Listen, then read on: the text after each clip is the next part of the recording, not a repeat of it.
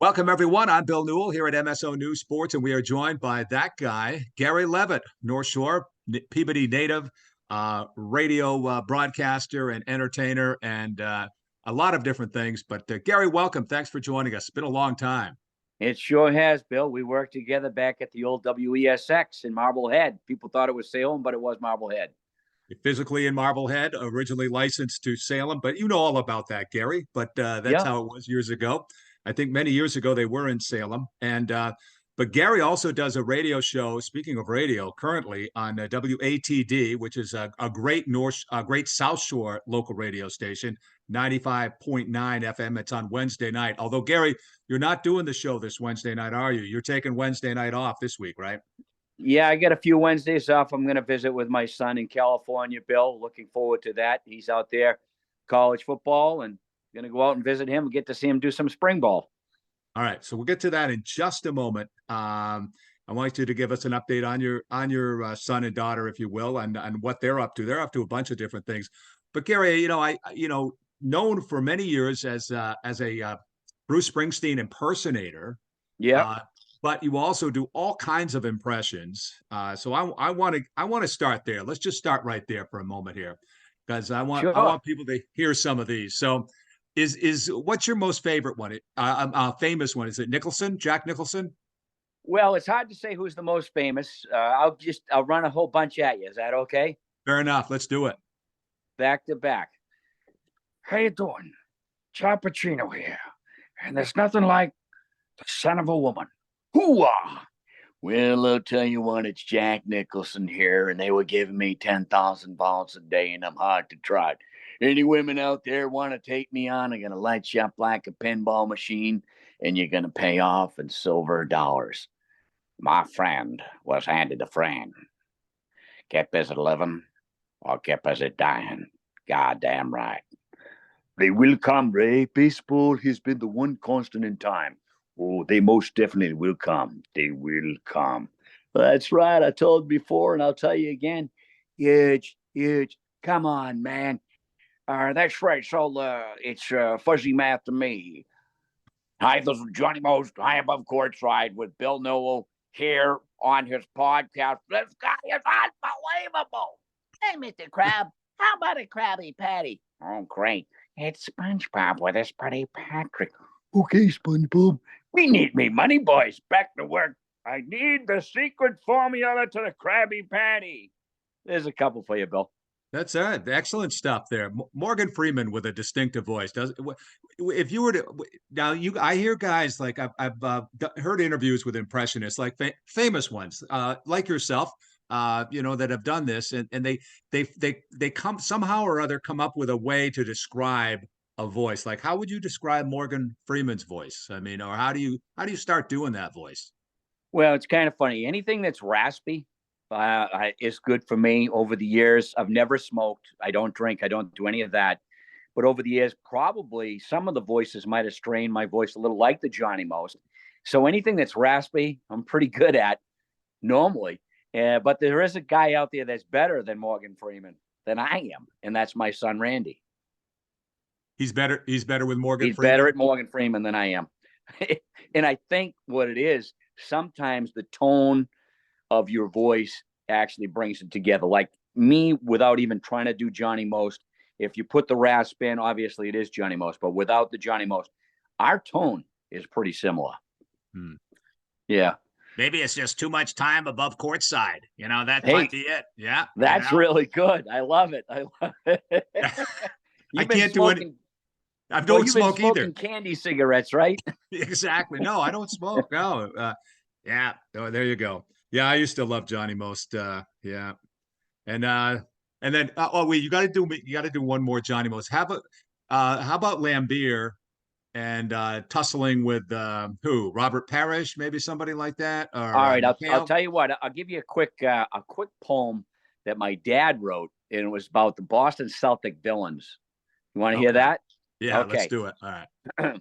I think I shall never see the likes of a guy that they nicknamed Tree. A tree whose hungry mouth can linger on the raw remains of Angel's finger. I think that I will never hear a good thing said of Bill Lambier. He's a goon that favors a blind trying hit. This Bill's pharmacy counterfeit. There's a couple. It goes on and on. It's about a 3-minute poem, but I hit on every single Celtic Bowen, at least at that time period. I got a chance to meet Johnny Most in his later years. I think he was done broadcasting. I know he was done broadcasting. His health was failing, but what a character! What a character! I mean, what a legendary character he was. But maybe that's enough about Johnny Most. Hey, you give me one more. I understand a few years ago you were also Bozo on television. Right. So I did not know that. So give me Bozo. Yes, I was Bozo the Clown for the Fox 64 affiliate, Providence, Rhode Island, but it was Southern Massachusetts too, and all the way out to Cape Cod. But Bozo had the quick, corny lines that he would do, but it was like, "Howdy, pals. It's your old pal Bozo. And just remember what your old pal Bozo always says, just keep laughing. I'll see you around like a donut and so on like a hot dog." You don't see Bozo too much, maybe anymore. Just one of those guys from the 50s, I guess, pretty much 60s. Well, yeah, the guy that created Larry Harmon, he has actually passed. And needless to say, I did train under him. I trained under another guy in New York City by the name of Brett Iman, but it came and it went. And there were so many bozos out there as far as like hosting their own TV shows. And of course, if you think about it, there's plenty of bozos out there in politics too, aren't there? There are a few. On both sides. On both sides. They're loaded on both sides for sure. So tell me about the radio show, Wednesday nights at 8 o'clock on WATD. What do you do? I know, I remember you had Gilbert O'Sullivan as a guest a month or so ago. Right. On one of your shows. Yeah. Well, when I started this show, my goal was to make it Gary Leavitt and friends. And when I say friends, present friends, future friends, longtime friends.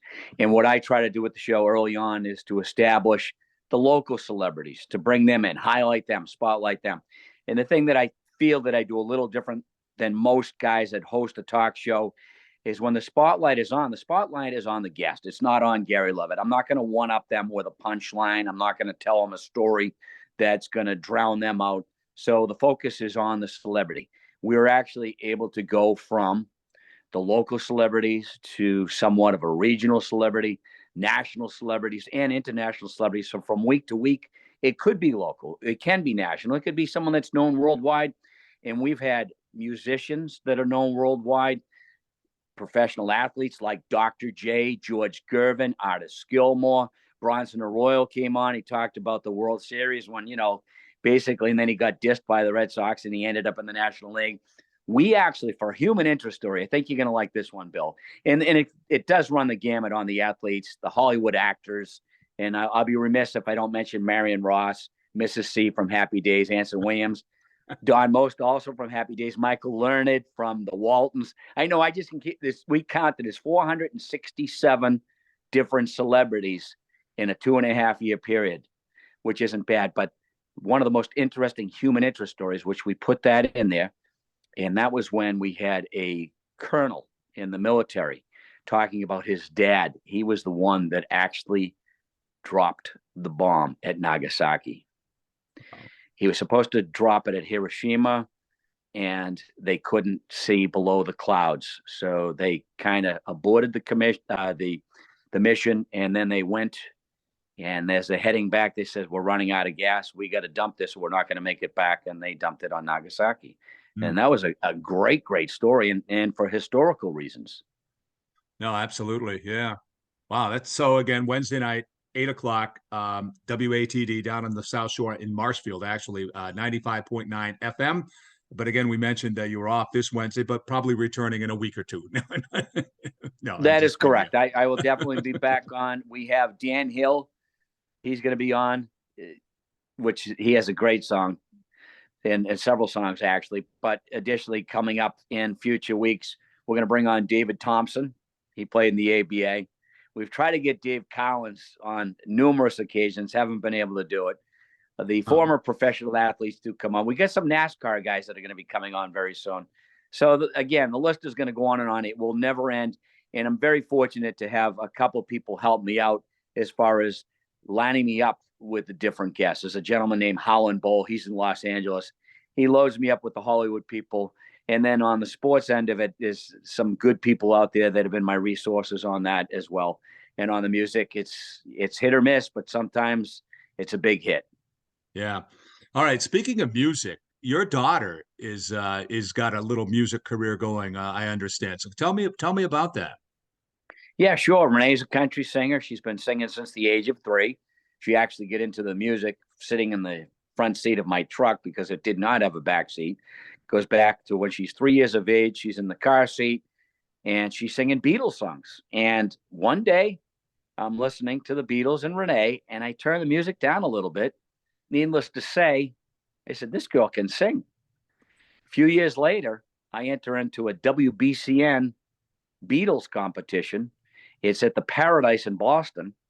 I go in now. I have the Nehru jackets. It was supposed to be my son, Randy, who's only 3 at the time, my daughter, who was 8 at the time, and me. My wife wouldn't get in on this. Not a Beatles singer. So we were going to go in and we were going to sing Help. We get in there. We're on stage. My son cancels out at the last second. Wife has to take him out of the place because he's causing a disruption. But that's okay. He can sing today. He's actually pretty good. Anyway, I'm on stage with Renee. We're singing Help. And I noticed the audience was enthralled with Renee. I backed off from the mic and I let her sing 3/4 of the song. We won the competition because of Renee. Pretty cool. Very good. But yeah. But you do you let her have that trophy or plaque or whatever it is, or is that at your house?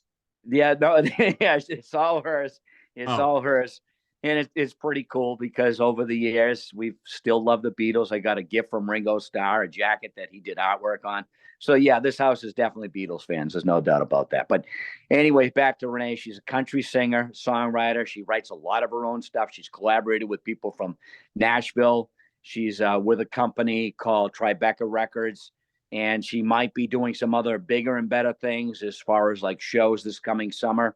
She's going to be one of the headline acts at Soul Fest, which is playing at the Topsfield Fairgrounds. That's the first week in August, which is new to the Topsfield Fairgrounds. They've never had it there before, but Renee's going to be up there with some of the biggest Christian singers in the entire world, which is pretty cool for her. And she actually had a song called Walk with the Big Guy, that is, that charted at #1 on the CDX Southern Gospel Positive Country charts. She's got a great voice. She's a very pretty girl. She is a really, really good writer, and she knows how to engage an audience. It's really cool because there's a lot of singers, musicians, they'll get up there with great voices, and they're really good-looking people, but engaging an audience is not their forte. That's one thing from the get-go that Renee knew how to go out and interact with all ages, adults that are much older, little kids. The big thing about her, Bill, this is really huge, is that she's able to engage the special needs kids like beyond. She makes them feel bigger than life because Renee feels bigger than life when she's performing for them. Does she have that raspy Bonnie Tyler sound like yourself, Gary, or No, not? no, No. no smoking and no voices for her. Although she did do Sandy Cheeks from SpongeBob when she was younger. No, Renee has the people out there that have seen Renee sing or heard Renee sing. They say her voice is very similar. It's not the same, but it's very similar to Karen Carpenter, and that's the pure voice. There's no rasp to Renee's voice. She's very, very pure voice. It's not an operatic voice. It's not a powerful, powerful voice, but she can hang a note, and she's done the national anthem twice at major events here in Boston sports. Actually, twice at Fenway Park prior to Red Sox games, and we're looking to get her in for a Bruins or a Celtics or Patriots game as well. But when you do talk about female singers, and I'm dating myself now, but with pure voices, and I mean, I'm not excluding the current singers but I mean, going back in time, you mentioned, I don't know who you just mentioned, but you got Karen Carpenter, but you got Karen Right. Carpenter, Barbara Streisand, and Julie Andrews had incredible voices. You know what I'm saying, for female singers? Yeah, And they sang effortlessly. yeah, That's the yeah, thing. yeah, They go from one note to the next, and it's like you almost feel you can't even hear them breathing. You hear a yeah. lot of people doing the national anthem. You hear the breathing. Yeah. All right. So that's your daughter, but your son is totally different uh, avenue, different fork in the road, and he's still very active in athletics. So tell me about that. Well, a few years ago, right, excuse me, right prior to COVID, he actually was home from school. I was home from work. The situation is I was down in my gym working out, and he had been playing sports, but he wasn't the guy that really worked out to get better at sports. He just wanted to go on what his natural abilities were. He came down, he asked if he could work out with me, and he picked up on it quick. 3 months later, he says, I'd like to get a membership, Dad, at a gym. You don't To your have enough house? down. Yeah, gym Yeah. membership to your house? No, not at my house, but my house wasn't big enough for him now as far as the weight room. It was good for the time being. And then he just went from being this short, little, heavy kid to being like 6'1", and he looks and is built like Captain America today. He is all about working out, getting better. His workout ethic is unparalleled. At least that's how I feel. Most kids his age, they're out on a Friday night drinking, partying, or whatever they're doing. Randy's in the gym and he's working out. He wants it badly. I believe he's on the radar for bigger and better D1 teams that are out there in the country. He's at a JUCO in California, and legitimately, I do believe he could be a D1 college punter, field goal kicker, or just the guy that kicks off. Definitely a punter, but he's back to the other day. He kicked a 60-yard field goal, and he's putting the ball out of the end zone when he's doing the kickoff. So he's got the foot to do it. That's for sure, Bill. Yeah, well, I saw the video clip you had posted somewhere, and he's very impressive. Very impressive. You're right. Yeah. So, and he's a well, good kid too. You'd like him, and he articulates well.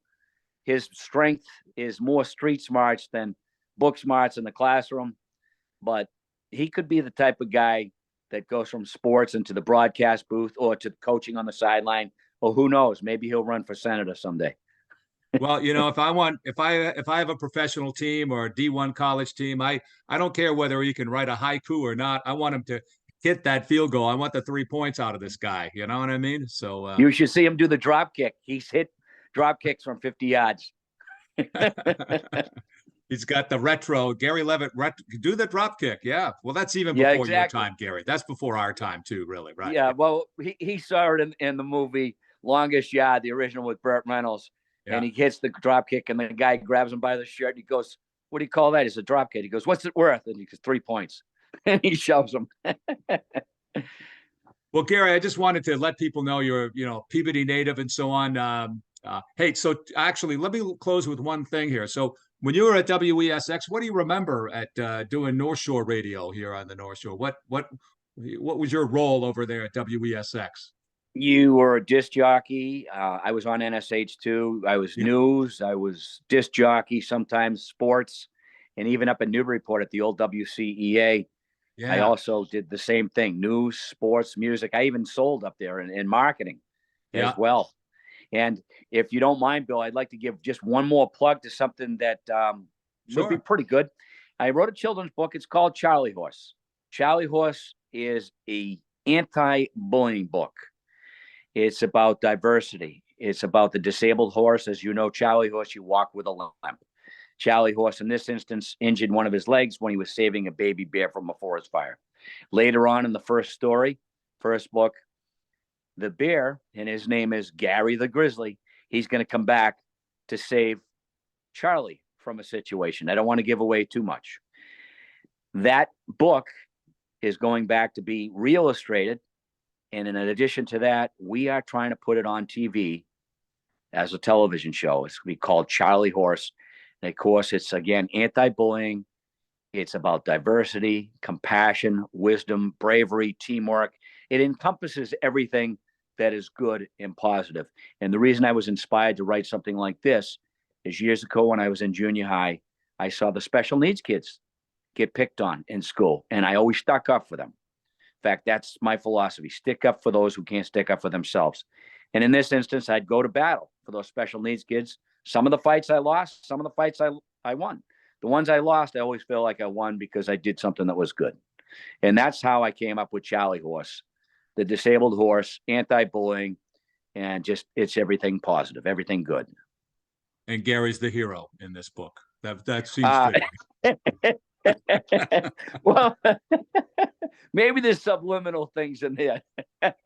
just happened to be Gary. Just happened to Gary be Gary the Grizzly. Well, Chowie's going to be the real hero. He's the brains of the operation. However, his equal in this book, and this I have to mention, is Sheena, the Shetland pony. Sheena, the Shetland pony, is his equal. If for the female smarts, she's also brave. Renee, my daughter, plays the part of Sheena. She sings the theme song, which is called Friends for Life, and she co-wrote it with a gentleman by the name of Peter Harper, who's from Australia, and he's going to be Peter the Platypus in future episodes. So it's pulling together nice. And by the way, George Gervin and Artis Gilmore are going to be characters in this TV show. How's that? Not bad. Well, Gary, those all those names, and here you are here with us. We're impressed, but we're glad to have you, and glad to get an update on what you've been up to over the last 40 years or whatever it's been. You know what I'm saying? Well, I'll tell you this. One of the things about Bill Newell, for all the people out there watching or listening, be careful now. Don't trust everything you hear, folks. That's true. That's true. But in this case, do trust this. Bill, I've known since the late 70s, early 80s, and he's the consummate professional. He's got a great voice. It's always about the people he's interviewing as opposed to himself. I followed your trait on that. I followed Mike Morin's trait, who I work with in radio. So I've learned some really, really valuable radio broadcast things from the best. That's the truth. Well, Gary, you're very kind, and I think we'll be touching base again here not too long, but we will look forward to talking to you again very soon. Thanks so much for joining us. Thank you, Bill. I'm glad to be here. You're an awesome guy.